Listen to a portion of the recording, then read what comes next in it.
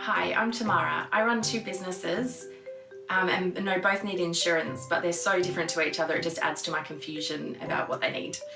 Sunday Track is an online store. We sell ethically made accessories from local and overseas suppliers, so I think we need product insurance. We're also going to be doing pop-ups and market stalls in the near future, so I think we need insurance for that as well. TD Creative is a boutique production and event company, so that has completely different requirements. We do events sporadically, it's not always regular, and we're a husband and wife team, so we have no external employees. What insurance, so my question is what insurance do we need, and can we combine policies so it's just all wrapped up into one package? I can't wait to hear your advice, Kochie. Thanks. Well, Tamara, it sounds like you're one very busy lady indeed. Thanks so much for getting in touch. And it's a good thing you did, because today I've got Robert Kelly here, the Chief Executive of Steadfast, Australia's largest general insurance broking network. Robert, great to see you again. Thanks for joining us.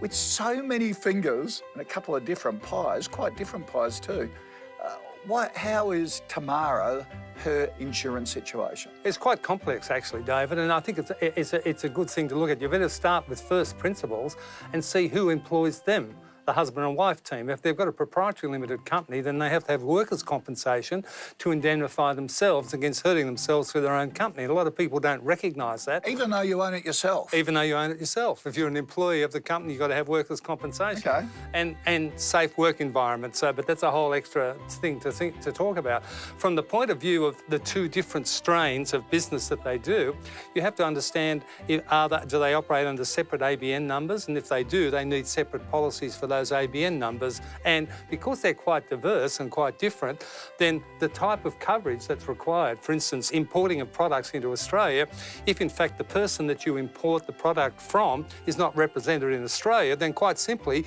you are considered the manufacturer of that product, and then you would need to have all the ramifications of product liability and product recall in case something went wrong. So under Australian law, that's quite emphatic and quite clear. So you're seen as the manufacturer? Absolutely. Even though you're getting it from another manufacturer overseas? Yeah, if they're represented in Australia and they're on the ground, then it's okay. But mostly in these circumstances, particularly on online businesses, you're importing and you're distributing, and you must make sure you've got products and public liability.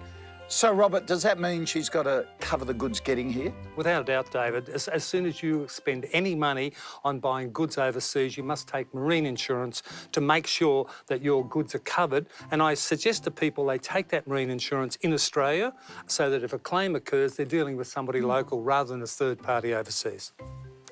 On the other hand, you've got a completely different strain of events organisations, and so you need definitely public and products liability for the event, but more importantly, sometimes when you do events, you're expending a lot of money up front to get the event on, and sometimes the talent may not show. You need cancellation and abandonment coverage to make sure that your assets that you're investing in that, which is mainly capital and your own time, is protected if something goes wrong. So actually you need really good advice, Tamara, I'm afraid. You need somebody to come and talk to you.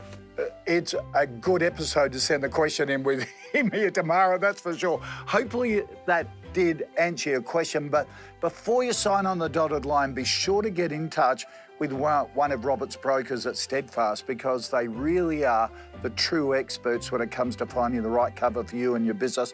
And as Robert has outlined, you have quite a complex situation. Make sure it's sorted out for you. In the meantime, Robert, thanks for sharing. Great to have you here. Thanks, David. And don't forget, if you want to send a question in to us, kbb@pinstripemedia.com.au.